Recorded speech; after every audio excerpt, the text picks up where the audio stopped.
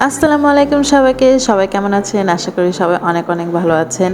আপনাদের সবাইকে অগ্রিম ঈদ মোবারক এবং ঈদের কিন্তু আর বেশি দেরি নেই। তো সেময় ছাড়া তো আমার ঈদ চলে না। আপনাদের কার, কার ঈদ একদমই সেময় ছাড়া চলে না সেটা কমেন্টে অবশ্যই জানাবেন।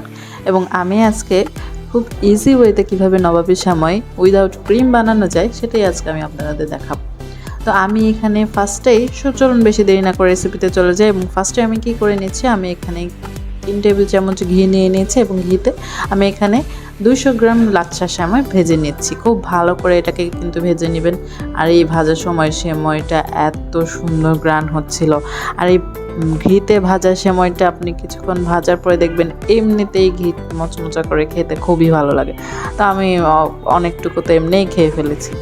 তো আমি এখানে চিনি না ব্যবহার করে আমি এখানে কনডেন্স মিল্ক দিয়েছি। তো খুবই সামান্য আমি কনডেন্স মিল্ক দিয়েছি 3 টেবিল চামচের মতো। এবং আমি এখানে আরও কি দিয়ে নেব, এখানে আমি গুঁড়া দুধ দিয়ে নিব। এখানে আমি 2 টেবিল চামচ আমি গুঁড়া দুধ দিয়েছি এবং এইগুলো দিয়ে আমি ভালোভাবে সেমাইটাকে 10 থেকে 15 মিনিটের জন্য ভেজে নিব। ভেজে নেওয়ার পরে আপনি এমনি বসে বসে এই সেমাইটাকে খেয়ে ফেলতে পারবেন, কিন্তু না, এটাকে আমরা নবাবে কীভাবে বানাবো খুব ইজি ওয়েতে সেটাই আপনারা দেখতে থাকুন। তো আমি এখানে ভেজে নিচ্ছি খুব ভালো করে সেমাইটা। আরেকটা জিনিস, এখানে আমি আমার ফ্লেভার একটু ইনক্রিজ করার জন্য আমি এখানে এলাচি গুঁড়া দিয়েছি। আপনারা চাইলে কোনো কিছু না দিলেও ভালো লাগবে এমনি খেতে। আমার কাছে সেমাইয়ের মাঝে এলাচি গুঁড়োটা দিলে খুব ভালো লাগে, ফ্লেভারটা আমার কাছে ভালো লাগে, এই জন্য আমি ব্যবহার করেছি। এটা আপনারা স্কিপ করতে পারেন। তো আমি এখানে 1 লিটার দুধ দিয়ে নিয়েছি।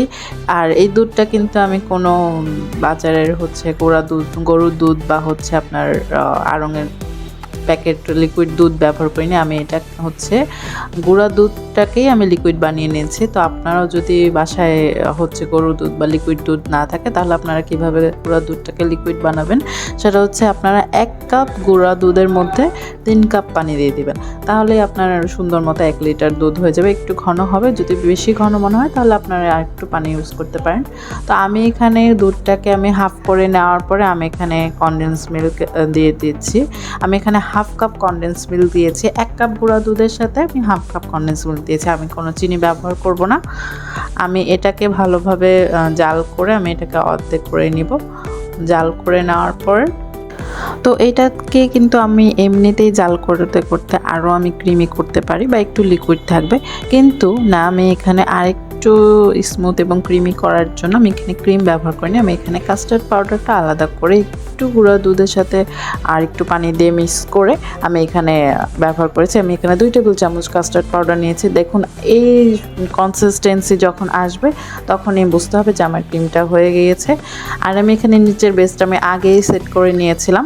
এরপরে আমি ক্রিমটা সেকেন্ড লেয়ারে দিয়ে দিয়েছি। দিয়ে আমি এরপরে পুরো সুন্দর করে আমি আরেক লেয়ার সেমাই দিয়ে দিব। এরপর আপনি আপনার মতো ডেকোরেশন করে নেবেন এবং রেফ্রিজারেটর অবশ্যই 4 থেকে 5 ঘন্টা রেখে তারপরে খাবেন।